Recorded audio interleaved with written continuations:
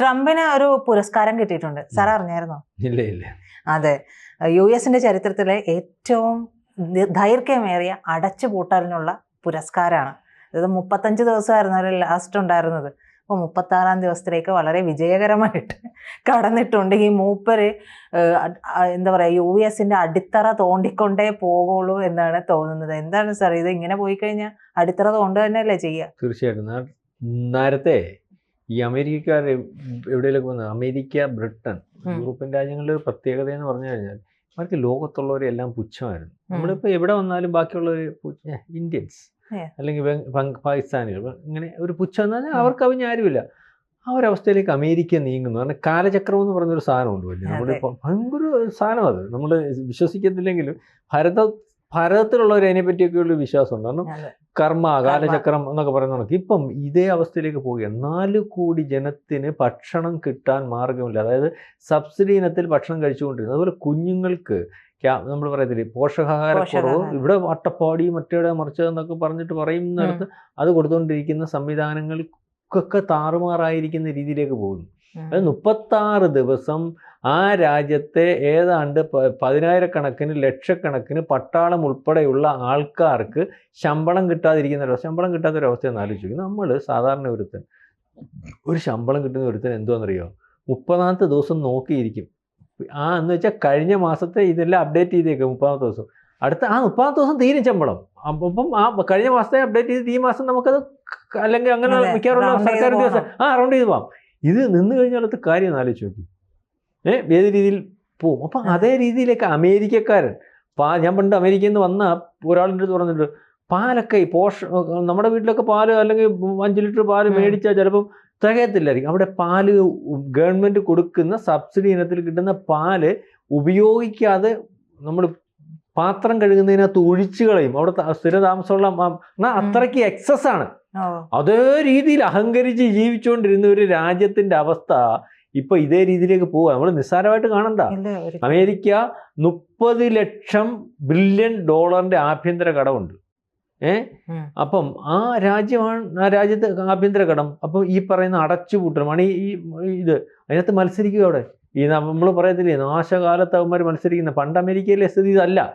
2 പാർട്ടികളെ ഇപ്പോഴും ഉണ്ട്, പണ്ടും ഉള്ളൂ. 2 പേരും പ്രതിപക്ഷത്തിരിക്കുന്നവരും രാജ്യത്തിന്റെ താല്പര്യം കഴിഞ്ഞുള്ള കാര്യമേ ഉള്ളൂ. അതിന് വിഘ്നം വരുന്ന രീതിയിലേക്ക് ഒരു തീരുമാനം ഒരു പാർലമെന്റിലും ഈ ഒന്നും അല്ലെങ്കിൽ അവിടെ ഈ ഇത്തരത്തിലുള്ള സമിതികളിലൊന്നും എടുക്കാറില്ല. ഇപ്പൊ ഇതല്ലോ ട്രംപ് പറയുന്നത് അവിടെ കിടക്കട്ടാ, നിന്റെ മറ്റേ ട്രംപിന്റെ എതിരെ നിൽക്കുന്ന പ്രതിപക്ഷ പാർട്ടികളുടെ സ്റ്റേറ്റുകളിലെല്ലാം ഉള്ളത് ഞാനങ്ങ് കട്ട് ചെയ്യാം, അവിടുത്തെ ക്ഷേമ പ്രവർത്തനങ്ങൾ കട്ട് ചെയ്യാം. അപ്പൊ അവിടുത്തെ ജനം നിനക്കെതിരാവത്തില്ലേ?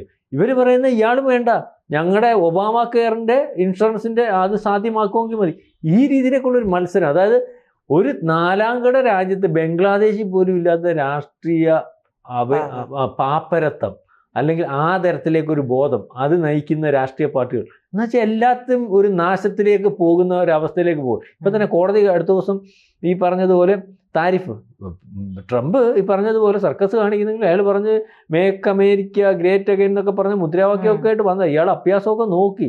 ഇയാൾ ഈ അഭ്യാസം എന്ന് പറഞ്ഞാൽ പണ്ട് ഞാനിപ്പോൾ പറഞ്ഞതുപോലെ അവിടെ കണ്ടോടെ ഞങ്ങളോട് അമേരിക്കക്കാരോടെ പറഞ്ഞു കേട്ടോണോ എന്നൊക്കെ പറഞ്ഞുകൊണ്ടൊക്കെ പറഞ്ഞു നോക്കി. ഇത് ഈ ഈ ഒരു നാടൻ ചട്ടമ്പിയുടെ ഒരു സൈക്കോളജിക്കൽ സാധനമുണ്ട്. എന്തോന്നറിയോ?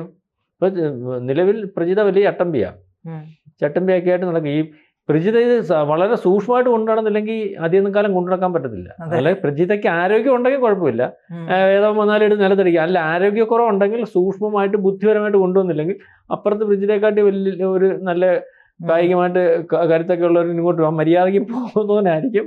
എന്നാൽ അവൻ്റെ അടുത്ത് കയറി എന്തുകൊണ്ടാണെന്ന് ചോദിച്ചിട്ട് മോന്തയ്ക്ക് ഒരു കുത്തി അവൻ കാലെ പിടിച്ച് നിലത്തടിക്കും. ഈ നിലത്തടിക്കുന്ന നാട്ടുകാരെ മൊത്തം കണ്ടുകൊണ്ടിരിക്കുകയാണെങ്കിൽ അന്ന് തീർന്നു നിങ്ങളുടെ ചട്ടമ്പി തരം. പിന്നെ ഈ നേരത്തെ നിങ്ങൾ അടിച്ച കക്ഷികൾ മൊത്തവും നിങ്ങളെ അതിന് ശേഷം തിരിച്ചടിക്കും. അതായത് ചട്ടമ്പി സൈക്കോളജി എന്ന് പറയുന്നത്. അപ്പം ഇയാൾക്ക് പറ്റിയ ഇതാ. പണ്ട് വലിയ ചട്ടമ്പിയായിരുന്നു, ഇപ്പം ഇയാളെ കയ്യിൽ കോപ്പമൊന്നുമില്ല, സംഭവമൊന്നുമില്ല. എന്നാൽ അത് വെച്ചിട്ടൊന്ന് വിരട്ടി നോക്കാം. വിരട്ടി കുറേ ആൾക്കാരൊക്കെ ഓടി. അവസാനം ഈ നമ്മുടെ ഈ നരേന്ദ്രമോദി എതിരെ വരുന്നുണ്ട്. പുള്ളിയെടുത്ത് ചോദിച്ചു എന്തോണ്ടാ വിശേഷം, എന്തോണ്ടാ എന്നൊക്കെ ചോദിച്ച് മോന്തയ്ക്ക് ഒരു കുത്തി അയാളുടെ അവിടെ നിന്നു, കാലേ വാരി നിലത്തടിച്ചു, തീർന്നു. മനസ്സിലായില്ലേ? എന്ന് വെച്ചാൽ അപ്പൊ ഇയാൾ ബുദ്ധിയൊക്കെ ഉള്ളവരാണ്, അല്ലെങ്കിൽ ഇയാൾ ഈ താരിഫ് ഏർപ്പെടുത്തിയത് ഒരുപക്ഷെ സാമ്പത്തികമായിട്ട് അവിടുത്തെ രാജ്യത്തിന് ഉയർച്ച ഉണ്ടാവുന്നതിന് വേണ്ടിയാണ്, പിടിച്ചു നിൽക്കുന്നതിന് വേണ്ടിയാണ്, രക്ഷപ്പെടുത്തുന്നതിന് വേണ്ടിയായിരുന്നു. അപ്പൊ അയാൾ വെക്കേണ്ടതെന്ന് പറഞ്ഞാൽ അയാൾ ഈ പറഞ്ഞ വിരട്ടും വിലപേശലും അല്ലെങ്കിൽ ഗോഷ്ടിയൊക്കെ നന്നായിരുന്നു, പക്ഷെ അത് ഒക്കുന്നവൻ്റെ അടുത്ത് വേണമായിരുന്നു. ഇപ്പോൾ ഒരേ വില ഉള്ളവനാണെങ്കിൽ പണ്ട് ഇന്നസെന്റ് ഒരു സിനിമയ്ക്കകത്ത് ഞങ്ങൾ രണ്ടുകൂടാടാ ഇനി എല്ലാവരെയും അടിക്കാൻ പോകുന്നതെന്ന് പറഞ്ഞിട്ട് നരേന്ദ്രമോദിയുടെ തോളത്തെ കൈയിട്ടിട്ട് ഇയാൾക്ക് താരിഫൊന്നും കൊടുക്കാതെ ഒരു നെറേറ്റീവ് വരുന്നുണ്ട്. അതായത് ഇന്ത്യക്കെതിരെ താരിഫ് ചുമത്തിയത് ഏറ്റു, ഇന്ത്യ റഷ്യയിൽ നിന്ന് എണ്ണ വാങ്ങുന്നത് കുറച്ചു എന്നൊക്കെ. ഇല്ല, റഷ്യയിൽ നിന്ന് എണ്ണ വാങ്ങുന്നത് കുറച്ചിട്ടൊന്നുമില്ല. ഈ റഷ്യയിൽ നിന്ന് എണ്ണ മേടിക്കുന്ന നരേന്ദ്രമോദി അവിടെ പോയി രാവിലെ ലോറിയും കൊണ്ടുപോയി വാരിലേക്ക് കയറ്റി അവലോട് എണ്ണ കയറ്റ് എന്ന് പറഞ്ഞ് വരുമല്ല. അത് നിങ്ങൾ മനസ്സിലാക്കണം. ഇവിടെ എഴുത്തുകാരന്മാർ, ഇവിടുത്തെ ഓരോ ഏജൻസി, റിലയൻസ് അല്ലെങ്കിൽ മറ്റു പല ഏജൻസികളുണ്ട്. അപ്പോൾ ഇയാൾ ചില കമ്പനികൾക്കാണ് ബാൻ ഏർപ്പെടുത്തിയിരിക്കുന്നത്. ആ കമ്പനികൾക്ക് ബാൻ ഏർപ്പെടുത്തുന്ന സമയത്ത് ആ കമ്പനികളിൽ നിന്ന് എണ്ണ മേടിക്കാൻ പറ്റാത്തപ്പം മനസ്സിലായില്ലേ, വരാൻ പറ്റാത്തപ്പോൾ ആ തടസ്സം ഉടനെ ബിസിനസ് അല്ലേ അംബാനിക്കുള്ളത്. അയാൾ അപ്പുറത്തുനിന്ന് അയാൾ വേറെ സംവിധാനം ഒരുക്കി അവിടുന്ന് എണ്ണ മേടിക്കും. ഇത് കുറച്ച് ദിവസം കൊണ്ട് അവർ അഴിച്ചു കൊടുക്കണം. കമ്പനി കരാർ ഈ ബിസിനസ്സുകാരനുമായിട്ട് ഏർപ്പെടുത്തിയിട്ടുണ്ടെങ്കിൽ ആ കമ്പനിയുടെ ബാൻ അമേരിക്ക ഏർപ്പെടുത്തിയിട്ടുണ്ടെങ്കിൽ ആ ബാന് കാരണമായിട്ടുള്ള വിഷയം അവർ ഒഴിച്ചു കൊടുക്കുമ്പോൾ വീണ്ടും അവർക്ക് പറ്റും, അല്ലെങ്കിൽ ഇവർക്ക് സാധനം കൊണ്ടുവരാൻ പറ്റില്ല. അത്രേ ഉള്ളൂ സംഭവം. അമേരിക്കയിൽ നിന്ന് നമ്മൾ ക്രൂഡ് ഓയിൽ കൂടുതൽ മേടിച്ച് തുടങ്ങിയിട്ടുണ്ട് കഴിഞ്ഞ ദിവസങ്ങൾ. പക്ഷേ റഷ്യയിൽ നിന്ന് ക്രൂഡ് ഓയിൽ ഇറക്കുമതി ചെയ്യുന്നതിനകത്ത് നേരത്തെക്കാട്ടിൽ ഒട്ടും കുറവ് വരുത്തിയിട്ടില്ല. മനസ്സിലാവുന്നുണ്ട്? അപ്പോൾ ഞാനീ പറഞ്ഞതുപോലെ ഇയാൾക്ക് പറ്റിയെന്ന് പറഞ്ഞാൽ ചട്ടമ്പിത്തരം കളിച്ചു. നരേന്ദ്രമോദി ഇയാൾ കൂട്ടുപിടിച്ചാൽ മതിയായിരുന്നു. തോളേക്ക് ഇട്ടിട്ട് ഞങ്ങൾ രണ്ടുകൂടാടാ ഒന്ന് ചോദിച്ചായിരുന്നു ഈ സംഭവം നമ്മുടെ താരിഫിന്റെ പുറകെ അയാൾ നിൽക്കണ്ടായിരുന്നു.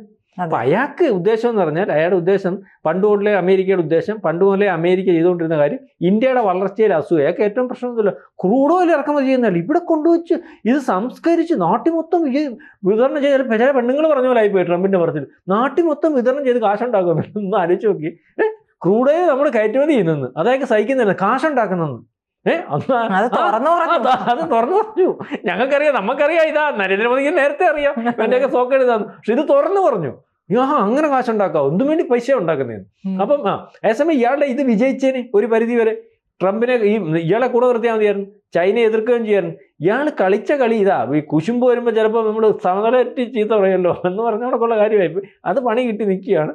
പണി കിട്ടി ഇയാൾ വീണ്ടും വീണിടത്ത് കിടന്ന് ഉരുളുണ്ട്. എത്ര ആയാലും അതിനകത്തുനിന്ന് ഈ കരകയറാൻ പറ്റാത്തൊരവസ്ഥയിൽ ഞാൻ പറഞ്ഞില്ല, ഇയാളുടെ ഒരു ജാതകം ഒരു വല്ലാത്ത ജാതകം. ഇയാൾക്കെതിരെ നിന്നാൽ ഏതെങ്കിലുമൊക്കെ നാശം പുറന്ന് പുറകെ വന്നുകൊണ്ട്. ഇതിന് ശേഷം ഇപ്പം ട്രംപിന് ഗുണമെല്ലാം പിടിച്ചിട്ടുണ്ടോ?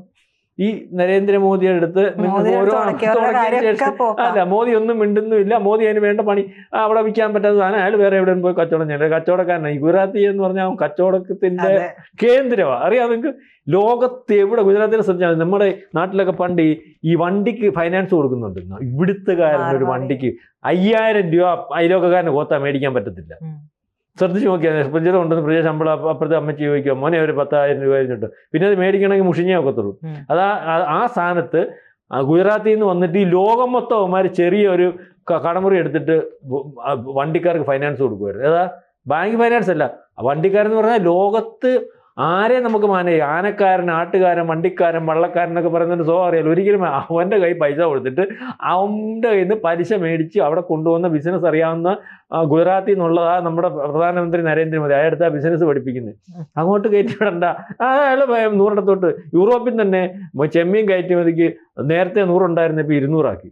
വിദേശ രാജ്യങ്ങൾ മൊത്തം ഞാനീ പറഞ്ഞു വരും. അപ്പം ഇത് ഇയാളുടെ ഒരു പറ്റി ഇപ്പം ഏതാണ്ട് 4 കോടി ജനത്തിന് പട്ടിണി, ഭക്ഷണം കഴിക്കാൻ ഗവൺമെന്റിനെ ആശ്രയിച്ചു. അത് കുഞ്ഞുങ്ങൾക്ക് ഭക്ഷണമില്ല, പോഷകാഹാരക്കുറവുണ്ട്, എല്ലാ രീതിയിലുമുള്ള പ്രശ്നങ്ങൾ, ശമ്പളമില്ല, വല്ലാത്ത ഒരു അരാജകത്തിലേക്ക് പോകും. 60 വർഷത്തിനിടെ ആദ്യമായിട്ടാണ് US ഈ പോഷകാഹാര പദ്ധതിയായിട്ടുള്ള സപ്ലിമെന്റൽ ന്യൂട്രീഷൻ അസിസ്റ്റൻസ് പ്രോഗ്രാം ഫണ്ടില്ലാതെ മുടങ്ങി പോകുന്നതെന്ന് പറയുന്നത്. ആലോചിച്ച് നോക്കി. അമേരിക്കയില ഭക്ഷണം കഴിച്ചിട്ട് എല്ലിൻ്റെ ഇടയിൽ കയറുമെന്നൊക്കെ നാടൻ ഭാഷ പറയത്തില്ല, അങ്ങനെ കിടന്നിടോ ബിറ്റ്വീൻ ദ ബോൺസ്. അതെ അങ്ങനത്തെ രാജ്യത്ത് ഇപ്പൊ ട്രംപ് എന്തുവാ, ഞാൻ എങ്ങനെയായാലും ഇനി 4 കൊല്ലം കൂടെ ഉള്ളെന്ന്. ഇപ്പൊ 82 വയസ്സുമായി. ഇനി അമേരിക്ക നാളെ കാലത്ത് എന്തായാലും കൂടുതൽ വാർത്തകളും വിശേഷങ്ങളും നിങ്ങളിലേക്ക് എത്താൻ ABC മലയാളം സബ്സ്ക്രൈബ് ചെയ്യുക, ബെൽബട്ടനും അമർത്തുക.